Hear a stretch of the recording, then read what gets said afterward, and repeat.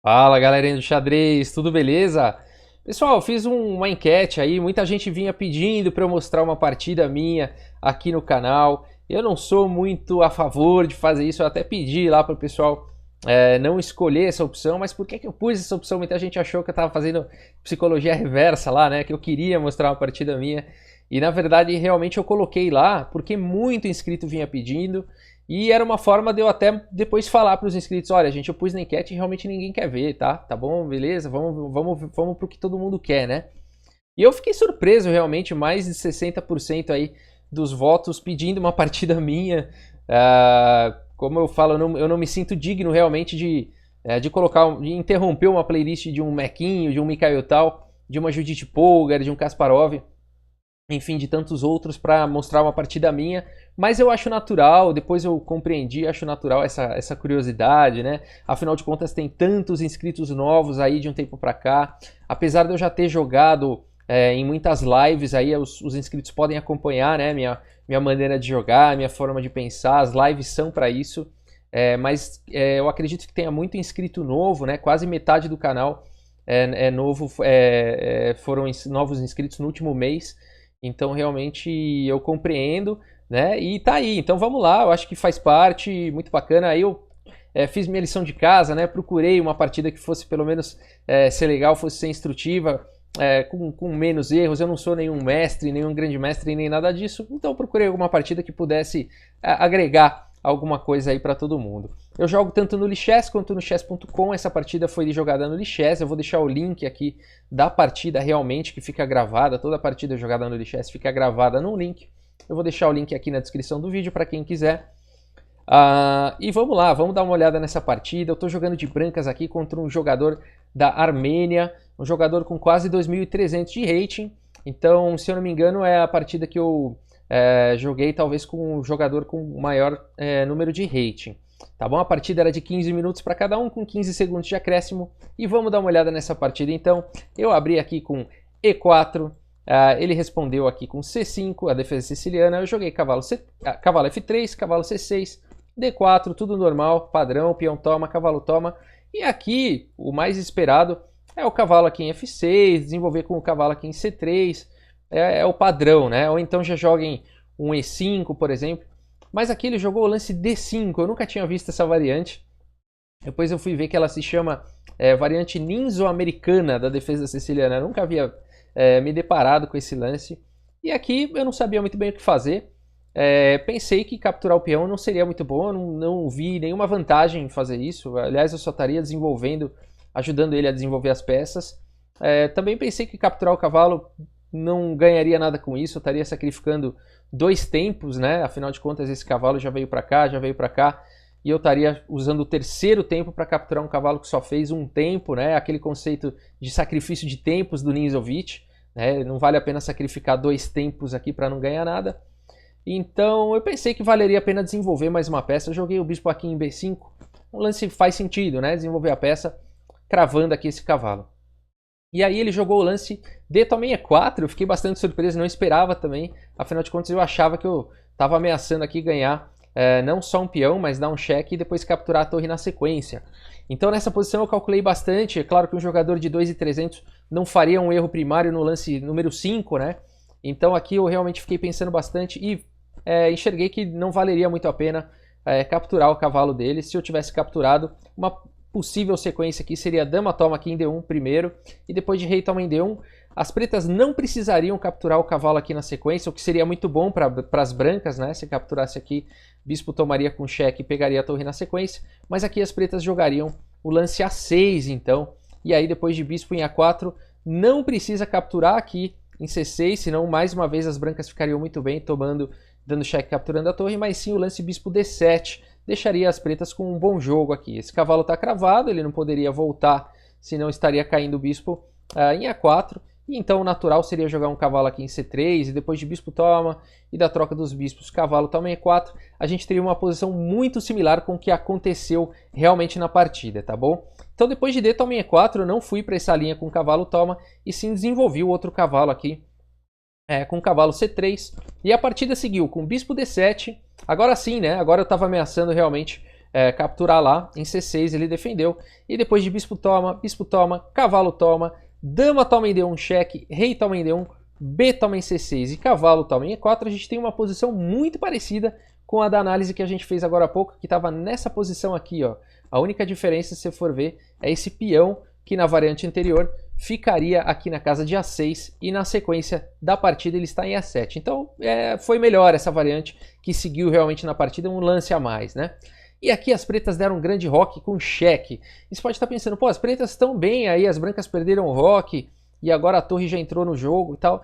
Na verdade, não necessariamente. A estrutura de peões aqui das pretas não está muito bacana, com 3 ilhas de peões, né? O fato do meu rei estar no centro é até bom agora, já que não tem mais as damas, não tem mais um par de peças menores aí de cada lado, então a gente já está quase entrando num final aí da partida, apesar de ser lance 10, né? Muitas peças já foram trocadas, então não é muito ruim não. Esse rei no centro, essa coluna aqui também não está aberta, né? Então eu não tenho ameaças aí na coluna E, simplesmente rei E2, e aqui eu estou bem, né? Vou poder brigar pela coluna, vou poder desenvolver o bispo, tá tudo certo. A partida seguiu então com E5, bispo em E3, atacando aqui o peão de A7. E aqui então o jogador armênio jogou F5, que foi um lance muito bom. Realmente está atacando aqui o meu cavalo. E o meu cavalo não tem muitas opções, né? Se ele vier aqui para G3, vai tomar um garfo e ele vai ficar muito bem, vai ficar ganho, né? Se eu vier para C3, ele ainda tem esse lance F4. E aí eu não posso nem capturar aqui em A7, que ele teria esse lance rei B7. E aí o meu bispo não tem mais nenhuma casa, não teria para onde voltar, né? Então interessante realmente o lance F5 aqui que ele jogou. E aí minha única opção aqui foi cavalo G5, o que de certa forma é um lance bastante ativo, porque eu estou ameaçando no caso o cavalo em F7, dando um duplo aqui nessas torres, né? Então cavalo G5 foi bom, aqui em E6 também é uma excelente casa, essas casas claras estão fracas, né? E a partida seguiu então com torre D7, tentando segurar a casa de F7. A torre não teria para onde escapar, né, se eu jogasse o cavalo em F7. E aqui eu brigo pela coluna. A torre de H em D1. A torre B7, ele tenta manter então a torre guardiã aqui da casa de F7, ao mesmo tempo fazendo uma pressão nesse peão em defesa aqui de B2. Mas aqui eu jogo o lance então cavalo em E6, atacando o bispo dele, né? A torre dele não tem o tempo então de capturar peão, o bispo está atacado, o bispo está indefeso. Bispo em E7 foi jogado, e aqui eu posso então capturar aqui em G7, porque eu também estaria atacando aqui em F5, tá bom? Então, normalmente aqui a partida seguiu com cavalo, toma em G7. E aqui não seria muito bom para as pretas capturar agora aqui em B2, por exemplo. Eu ficaria muito bem aqui com cavalo, toma em F5, atacando o bispo dele também. E aí se ele jogasse, por exemplo, aqui torre toma em C2, eu poderia jogar rei D3, atacando a torre dele. E aí depois de torre B2, por exemplo, a torre de D aqui em B1. E eu ficaria com uma posição realmente muito, muito boa. Tá bom? Por exemplo, torre B1, torre toma em B1, torre toma em B1. E aí as pretas estariam com sérios problemas, né? Esse cavalo não pode se desenvolver porque ele está defendendo o bispo. O rei, por exemplo, se ele jogar um rei D7 aqui, tem torre entrando na sétima, né? E a gente já vê que seria uma posição realmente muito forte aí para mim, tá bom? Então, depois aqui de cavalo toma em G7, ele não veio para a torre toma B2 e jogou então F4, fazendo um ataque aí sobre o meu bispo. E aí eu poderia voltar o bispo para D2, estaria fechando aqui a minha torre. Então preferi jogar bispo em C1, apesar de estar desconectando aí minhas torres. Mas eu teria que jogar depois com B3 e bispo B2 e estaria tudo resolvido. Então bispo C1, defendendo aqui em B2. Cavalo em F6 desenvolvendo, cavalo em F5, fazendo uma pressão aqui em E7, apesar de já estar defendido. Torre F8, cavalo toma E7, torre toma E7 e aqui B3. Já estou ameaçando o lance bispo em A3 com um ataque aqui nessas duas torres, ganhando qualidade, né?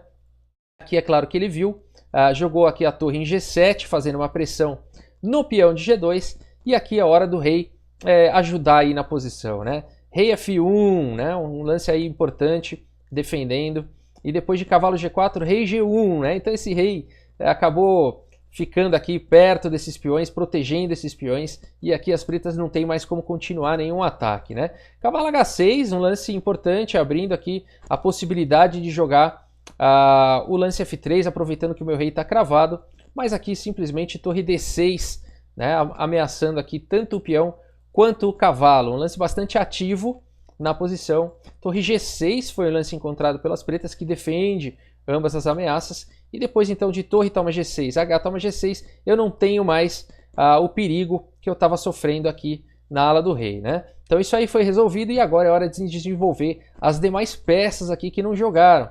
Então bispo B2, com o tempo aqui sobre esse peão. Cavalo em F7, defendendo. Rei em F1, e agora esse rei que já defendeu tudo, agora ele deve voltar para o jogo, né? Então rei F1, rei D7, rei E2, agora os reis têm que serem peças ativas, né? Quando vai chegando no final da partida. Rei E6, e agora o rei está protegendo aqui o peão de E5, e o cavalo, então, que até então estava escravo, está livre para poder jogar. Torre D1, as torres devem ir para as colunas abertas. A torre H8 fazendo uma pressão aqui, H2 simplesmente H3 defende. E aqui cavalo D6, né? Esse cavalo aqui vai buscar casas ativas. E aí vamos ver como é que vai fazer para lidar com isso, né? Primeiro eu joguei aqui torre em D3, né? Eu não estava gostando muito de algumas ameaças como F3 e tudo mais, então torre D3 achei um lance importante aqui na posição. Cavalo aqui em E4, F3 atacando o cavalo, cavalo G3, rei F2 e aqui cavalo em F5. E aqui eu pensei bastante realmente e pensei no seguinte, essa casa aqui eu posso explorar, então primeiro torre em D2, porque eu sabia que ele ia jogar o cavalo aqui em E3 fazendo uma pressão tanto em C2 quanto em G2, então G2 está defendido pelo rei, C2 vai ficar defendido pela torre. E aí eu vou poder jogar com bispo em A3 e quem sabe torre em D6 e capturar o peão. Então esse foi meu plano, começando com torre D2 então, e depois de cavalo em E3 eu sigo com o plano de bispo em A3. Estou ameaçando a entrada então aqui em D6 e aqui ele defende com o cavalo em F5. Só que agora quem ganhou a iniciativa fui eu, né? O cavalo voltou e agora então bispo C5, parando aqui esse peão, segurando aqui, né? Parando aqui essas casas importantes do cavalo, né? Então o bispo sempre separado aqui de duas casas do cavalo, parece que uma é o jeito mais forte que eles têm de ficar brigando, né? Essas casas aqui estão sendo tá havendo uma briga, né, nessas casas com ambas as peças, tá bom? Então bispo C5 atacando também o peão aqui de A7, torre A8 defendendo e aqui A4. Eu tenho uma maioria de peões na ala da dama, 3 contra 2, e eu tenho que então ativar essa maioria o mais rápido possível. O rei está cortado aqui da coluna D e essa aqui é a minha estratégia. Aqui ele jogou o lance A6 e aqui eu pensei o seguinte, eu quero que o meu rei ajude nessa luta. Só que se eu tentar passar o meu rei aqui para E2, para D3, para vir para C4, quando eu chegar em D3 ele vai poder me dar um chequinho aqui, né? Quando eu chegasse aqui com o rei em D3 ele poderia me dar um cheque e aí trocaria peça e tudo mais. Então eu pensei que eu deveria vir por aqui, ó, por baixo, tentar fazer alguma coisa assim e tentar lutar aí para pegar esses peões e para criar peões passados e tudo mais, aproveitando que o rei dele não ia poder lutar, né? Então rei E2, torre B8, rei D1, torre D7, rei C1, estou seguindo com o meu plano, e aqui torre D7. Então aqui ele propôs a troca de torres, e aí torre toma D7, rei toma D7, e agora eu tenho que tomar cuidado. O meu rei não pode mais querer seguir com aquele plano de vir pelo canto, porque aí não vai ter ninguém para defender esses peões aqui que estão em casas claras, né? O meu bispo é de cor de casas escuras. Então agora eu tenho que mudar o plano sem as torres. E aí, primeiro com o bispo em F2, para não deixar ele jogar o lance cavalo em H4 aqui, que poderia fazer um estrago aí nos meus peões. Rei E6, C4 primeiro, esse lance é importante.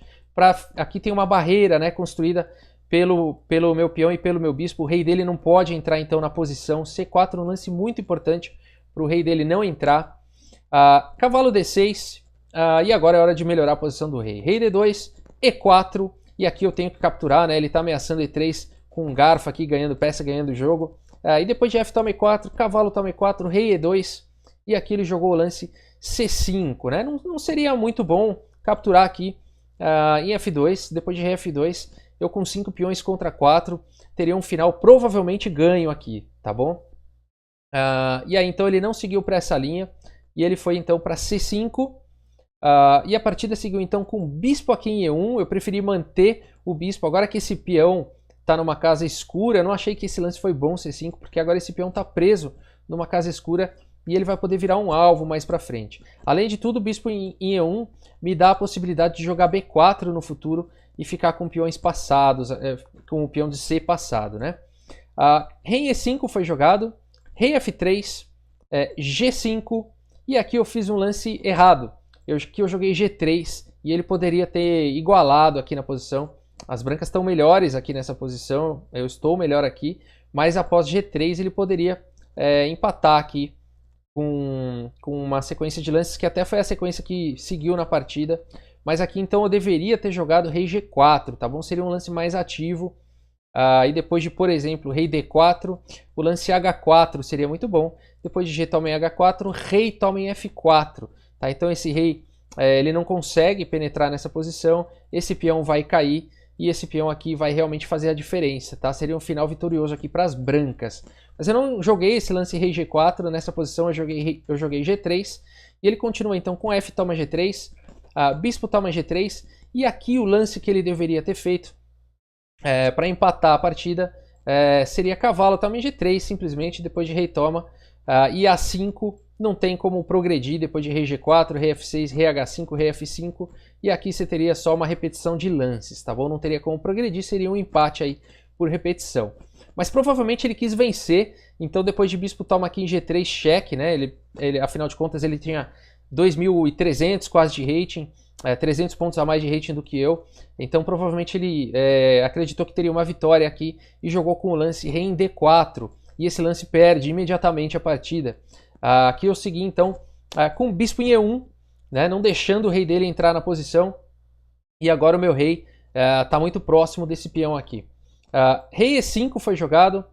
E aqui então, aqui eu pensei o seguinte: eu posso jogar aqui o lance B4, praticamente forçando as trocas. E aí esses peões vão atrair o rei, né? E aí eu vou ter a possibilidade ou de capturar o cavalo, ou de capturar esse peão na sequência e fazer um peão passado aqui nessa ala, né? Então ele não consegue segurar as duas alas, foi isso que eu pensei. Então eu joguei aqui o lance B4 e depois de C toma B4, bispo toma B4, ele jogou o lance rei D4 natural, encostando nesse peão, e aí depois de C5, o legal é que ele não pode capturar aqui o peão.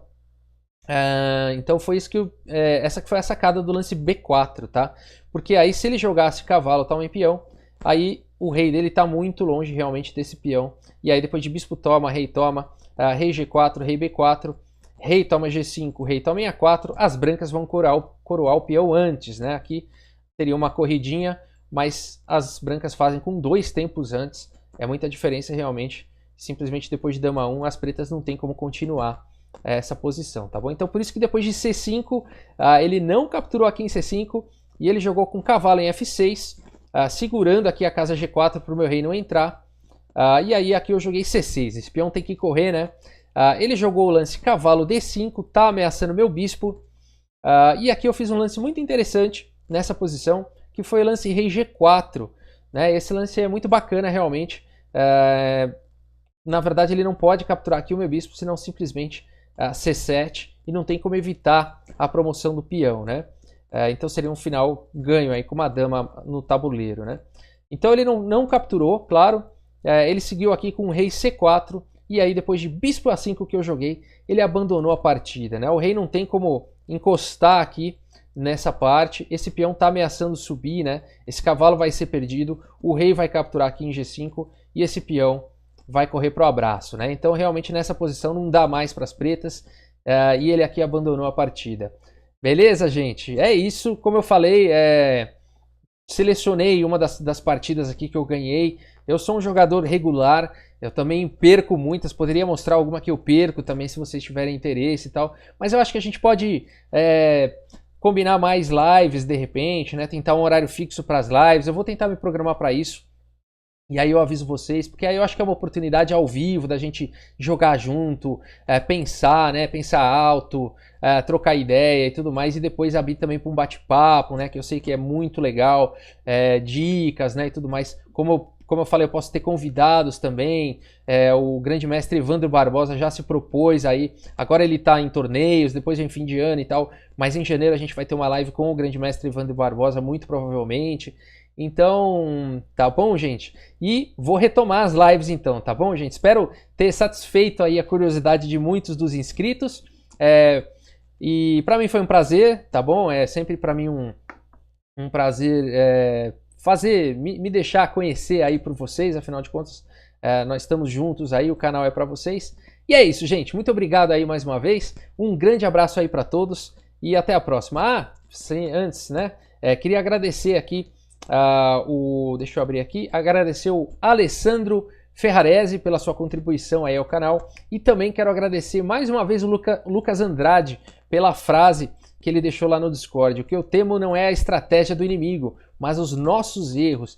Do Péricles. Fico imaginando se não é o Péricles do samba lá. Eu procurei na internet, eu até achei que eu vi essa frase com a foto dele. Pode ser, é uma frase interessante. Beleza, gente. Valeu. Grande abraço. Até a próxima.